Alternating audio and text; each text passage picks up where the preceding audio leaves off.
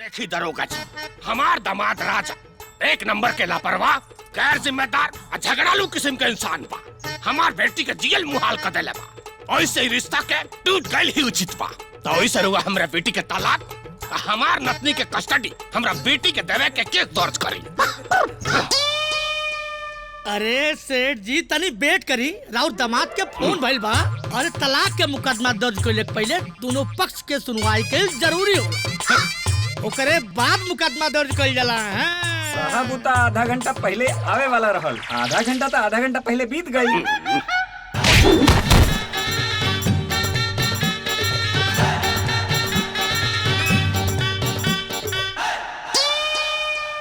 अरे बेटी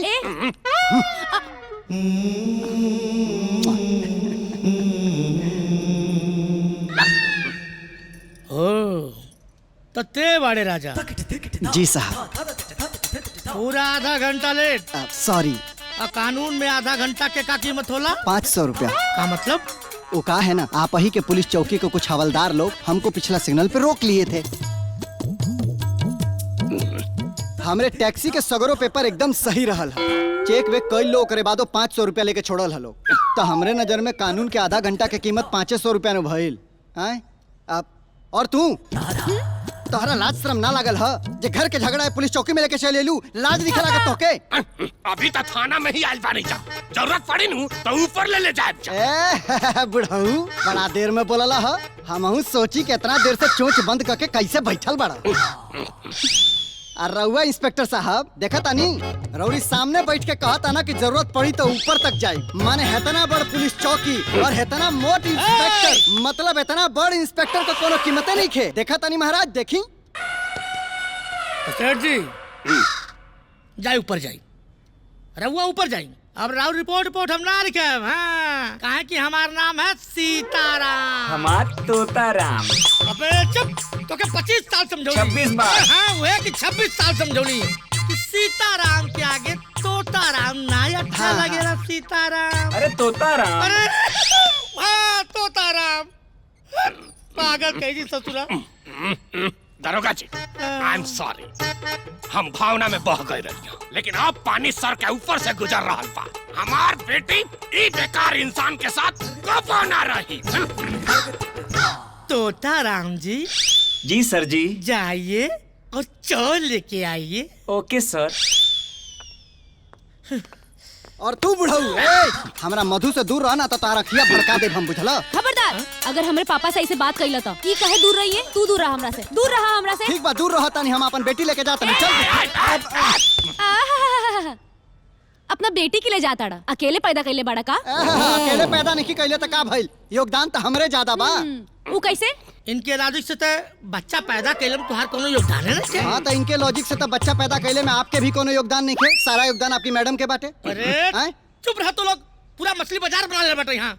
चुपचाप कान खोल के सुन ला, दुनिया इधर के उधर हो जाई, लेकिन हमसे हमारी बेटी के केहू अलग नहीं के कर सकत, बुझला? दुनिया हिया से हिया दादा, अब ले जाके दिखाओ हमरा बेटी के। अरे इंस्पेक्टर साहब, हमार ना ऐसा लोग के हम जवाब दिहल नहीं की चाह, हमार स्टैंडर्ड नहीं खे ऐसा लोग का जवाब दिहले का। हम जाता नहीं अपन बेटी लेके। ऐसा कैसे लग चल जाए? टैक्सी से। अरे हमरे कहले मतलब ही है कि हम केस दर्ज करे जाते हैं। अभी केस कोर्ट में चल गया, अभी कोर्ट फैसला करी पहले तलाक के, ओकरे बाद फैसला करी कि बच्ची के करे कस्टडी में रही। तब तक तू बच्ची के छू भी नहीं सकेला। Court court court. जज साहब, अदालत की कार्रवाई शुरू की जाए। जज साहिबा, जौने अग्नि के साक्षी मान के दूगो अजनबी इंसान ओकर साथ फेरा लेकर के पत्नी पति के पवित्र रिश्ता में बंध जाला, अगर उहे अग्नि यानी कि आग पति पत्नी के रिश्ता के बीच में डाल दिहल जाओ, तब बढ़िया से बढ़िया रिश्ता भी जल के खाक हो जाला। अदालत को साफ साफ बताइए कि आपके और आपकी पत्नी के बीच में आग कौन लगा रहा है? अरे ई बुढ़वा जज साहिबा, ई बुढ़वा। सुन लहनी जज साहिबा, ये 2 कौड़ी के आदमी के जबान। ओए, 2 कौड़ी का मत बोलिए हमरा के। 5 फीट 10 इंच हाइट बाटे, 2000 रुपया रोज कमानी के उनके बाप से मांग के ना खानी। हाँ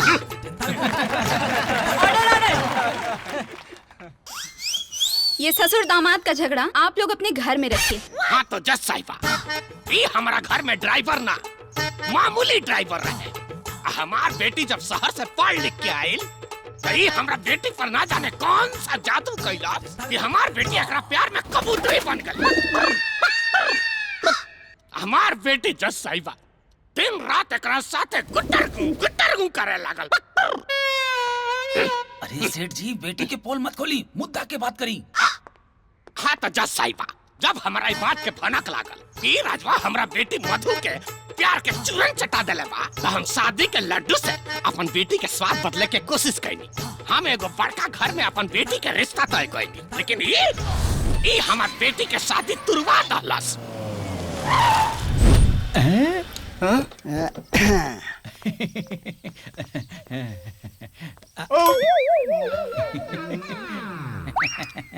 के बड़ा तो बाबूजी, आप भी ना पहचाने ला ना? अरे अपना मधु के रिश्तेदार में कोनो भाई हुई, खुशी में मिठाई खिला रहल बा। ओरिजिनल छेना के मिठाई बा। अब मिठाई तो तुम ठीक पहचाने हो बेटा, लेकिन रिश्ता पहचानने में थोड़ा सा कंफ्यूज हो गए। अब मधु का भैया ना सैया है रे, वो ओरिजिनल वाला। का बकवास करत है तू? बकवास नहीं की कर, सबूत देखा बुढ़ऊ।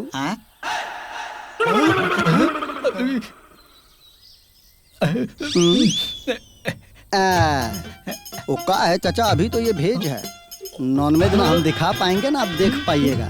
कहाँ से को उसमें डायरेक्ट है कि सैया जी दिलवा मांगे ले। अब अगर हिम्मत देखी जज साहिबा, जब एकर काली करतूत जान के हम एकरा के नौकरी से निकलनी तो हमरा बेटिया के घर से निकाल दहलस। घर से निकाल दिया? क्या मतलब? अरे जज साहिबा भगा ले गइल। फोन तोरे बाप के फोन है, उठाई ना। हेलो ससुर जी प्रणाम। फोन काहे बंद कर ले बड़ा रे? आ लगल बड़े हमरा बेटी के, कहीं ओकरा के मुंगा हुआ त ना दले। अरे शुभ शुभ बोला बुढ़ऊ, तारा बेटी के मुँहौले नहीं खी, बल्कि ओकरा से ब्याह करके फूल के सेज पर सुतौले बानी। हाँ फूल के सेज? अरे हमरा तो पुअरा लौकता। मतलब वो है जान तारा, आज हमनी का सुहाग रात था, तोहरा के नाना बनावे के प्रोग्राम शुरू करे जाता नहीं, जा आशीर्वाद दा अपनी बेटी के। हाँ ई जैसन कहले रहे वैसन कई दहलस। हमार बेटी के ले गल 1 पीस में आ लेके आयल 2 पीस में। 2 पीस में? मगर आपकी बेटी तो जिंदा है।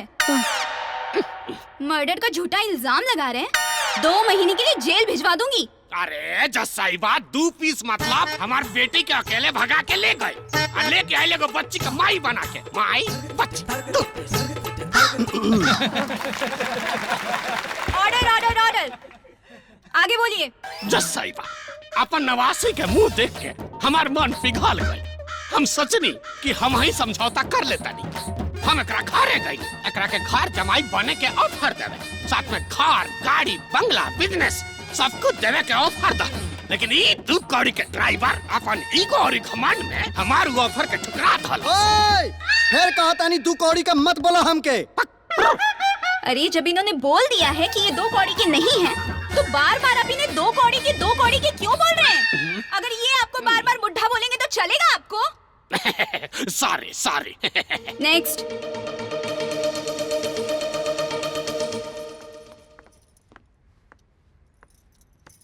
मधु, जो आपके पापा कह रहे हैं क्या वो सही है? बिल्कुल सही बात बा। हम एकदम भोली और मासूम रहने, जौन राजा अपना प्यार में हमरा के फुसला लेलस। फुसिला ले। अरे जज साहिबा, जब ही हमरा से मिलल रहली तो अपन एजुकेशन पूरा करके आयल रहली, पूरा 21 बरिस का रहली। 21 बरिस की उम्र में दूध पियत रहली कि हम इनका के फुसिला लेहनी। आज हम चुप ना रहब, सब कुछ बोल दे। हाँ चुप काहे के रहबू देवी जी, आजे तो मौका मिलल बाटे, अपन सगरी जहर उगल दो। मधु जी शुरू से बताइए। जी जज साहिबा, ये हमरा पापा के ऑफर ठुकरा के हमके 10 बाई 10 के कमरा में रखलस। हम एकर प्यार में सब एडजस्ट कर लेनी। अरे एहसान कैलू देवी जी, आगे फुटकारा। जज साहिबा, ये हमरा के सपना दिखवले रहे कि एक टैक्सी से कमा के दूसरा से तीसरा से चौथा। बहुत मेहनत करी और मेहनत करके अपन ट्रांसपोर्ट एजेंसी खोली, हमरा के देश विदेश घुमाई। लेकिन सच तो ई बा कि एगो टैक्सी जो रहे वो भी एक काम चोरी की वजह से खटारा हो गई। ओए, हम काम चोर ना बल्कि ते एहसान फरामोश बड़े। अरे तोरा के हमरे प्यार के कदर नहीं के बुझले। हमरा के एहसान फरामोश का तारा, हम तहरा चक्कर में अपन पापा के घर छोड़ देनी। हाँ लेकिन वही बाप की वजह से आज हमरा के छोड़ा ताड़ू। तू बाड़ा ही यही लायक, तोहरा साथे केहू ना रह सकेला। ए तू तो अपने बाप के टू कॉपी बारे। तोरा से बतियावल और दीवार में कपार लड़ावल एक बराबर बाटे। हमरा बाप के बीच में घसीटला ना तो हमरा से बुरा केहू ना हुई। अरे तहरा से बुरा केहू होइयो नहीं खे सकत, बुझाइल? पागल तू पागल, तोर बाप पागल, तोर पूरा खानदान पागल, तोर मालिया पागल। पागल बना दिया मुझे आप दोनों ने।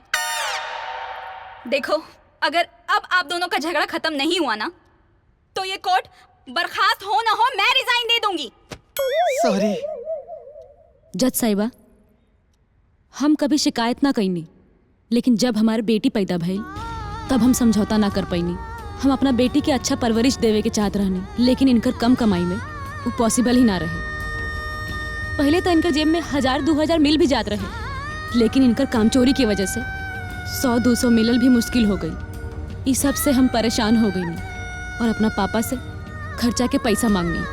तो ये बात ये आदमी के बर्दाश्त ना भई और अपना झूठा खुददारी की वजह से हमरा से लड़ाई कर लेलस और हमरा के एक दिन थप्पड़ भी मार देलस। फिर भी हम रो धो के मान गई नहीं। अरे रो धो के ना मन लू देवी जी। अरे जज साहिबा ओकर बदला निकाले खातिर रोज दाल में खांची भर भर के नमक डलली और सब्जी बिना नमक के खियौली। जज साहिबा, एकरा अंदर ना सिर्फ और सिर्फ ईगो भरल बा। ये अपना ईगो के आगे ना दुनिया में कुछ भी ना देखेला, न पत्नी के सुख न बेटी के भविष्य। हम ऐसा इंसान के साथ अब बिल्कुल ना रह सकेनी। सारे आरोप प्रत्यारोप और गवाहों को मद्देनजर रखते हुए अदालत इस नतीजे पे पहुंची है कि पति और पत्नी के बीच के संबंध बहुत ही ज्यादा खराब हो चुकी है और आगे पैचअप की भी कोई गुंजाइश नजर नहीं आ रही है। जज साहिबा, कोनो भी फैसला लेहला से पहले एक बार हमरे बच्ची से तो पूछ लें कि वो केकरा साथे रहल चाहती है। बेटी की उम्र महज 7 साल है और अभी वो अपना फैसला लेने में सक्षम नहीं है, इसलिए ये अदालत बच्ची की कस्टडी मां को सौंपती है और ये अदालत तलाक की अर्जी को मंजूर करती है।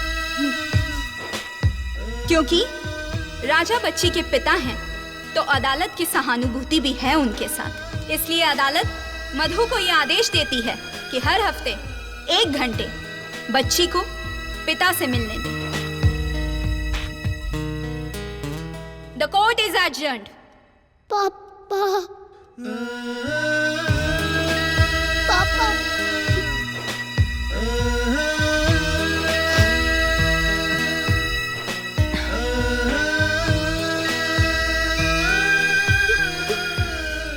पापा पापा हम तोरी बिना ना रह पाए पापा। तोर पापा भी तोरे बिना ना रह पाई हैं। टाइम से खाना खा लिया और रोइहा मत। अपने मम्मी के परेशान मत करिया, ठीक ना?